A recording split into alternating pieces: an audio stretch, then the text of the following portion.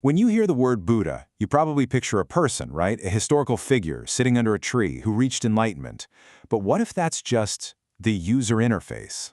Today, we're going to explore a really radical idea, one based on a fascinating interpretation of ancient texts, that Buddha isn't a person at all. It's more like a universal, real-time operating system for reality itself. Okay, let's get into this. So let's just start with the one question that flips everything on its head. Is the Buddha a person?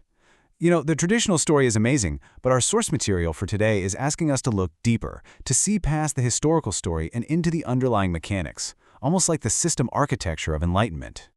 So, on the one hand, you've got the familiar view, Siddhartha Gautama, a man who became the Buddha. But on the other hand, you've got this systems view, Buddha as this vast computational mechanism that is always running.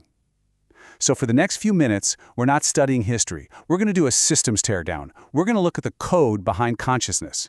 To really understand this OS, we have to start with its core functions. What does it actually do? The source calls them the 10 great Buddha deeds, but a better way to think about them is as the primary use cases, the things this system is really designed for. The Buddha's entire life story, it can kind of be grouped into these three big phases. But in our system view, this isn't just a biography. Oh no. These are more like highly efficient, standardized teaching templates. Think of them as executable scripts designed to show any user the pathway to liberation. Let's break down what each of these scripts is really doing. First up, birth.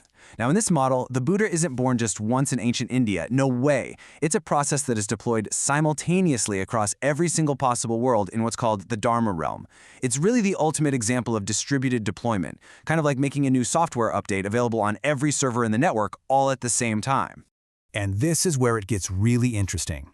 How do we reframe enlightenment, that famous moment under the Bodhi tree? Well, in this model, that's the system gaining root access. It's achieving the highest possible administrative privileges, which allows it to see all the underlying rules of reality, to understand the karma of all beings, and even to modify their paths toward awakening. It's full admin control. Okay, so what about nirvana, the Buddha's passing? The source argues it's not an end, but actually the final, most powerful teaching trigger. The grief and the inspiration people feel, that's all part of the program. And after that, things like relics, stupas, even just hearing the Buddha's name, they all function like a persistent influence cache, making sure the system's impact keeps going long after the main process has, terminated. So we've seen what the system does. Now let's peel back another layer and ask, how is it built? What is the fundamental architecture that allows for all these incredible functions? Our source text boils down the Buddha's ultimate abilities into 5 core modules. These are the engines that run the whole show. A non-dual engine, an omniscience engine, real-time response, a holographic reality model, and finally a freedom engine. Let's just touch on a couple of these. This classic line from the Avatamsaka Sutra is absolutely key to understanding the system structure. In one speck of dust, countless worlds. Now that sounds like beautiful poetry, but our source argues it's actually a literal description of the system's architecture.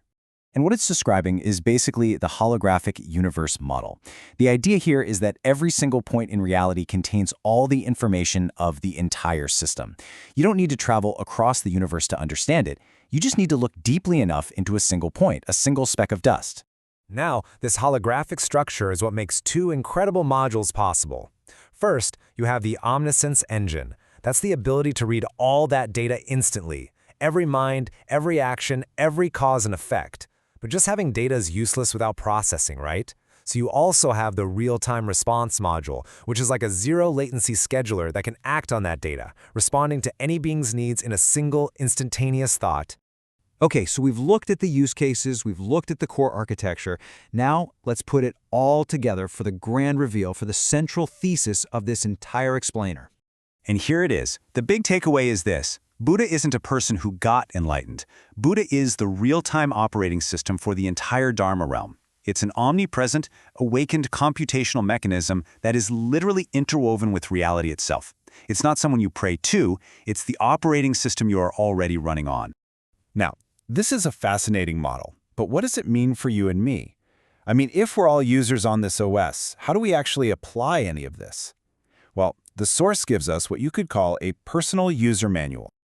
It all starts with a simple but really profound question to ask yourself, just throughout your day.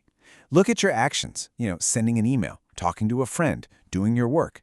Are these actions just creating more karmic data, or are they Buddha deeds, actions that are aligned with the awakened nature of the operating system itself? So the source suggests 3 really practical training points. First, just constantly observe your actions through that lens we just talked about. Second, practice what it calls multi-role awareness. Just like the Buddha appears in many forms, you can learn to switch between your roles, parent, employee, friend, without getting stuck or attached to any one identity. And third, develop that real-time response. Train your mind not to lag, but to move seamlessly from a moment of pure awareness to an appropriate, compassionate response. And that really brings us to the final, transformative takeaway here. This framework suggests that true enlightenment isn't about escaping the world to find peace somewhere else. It's about becoming the awakened operation in every single point of the world you already inhabit. It's about realizing you're not just a user, you are a functioning, vital part of the operating system itself.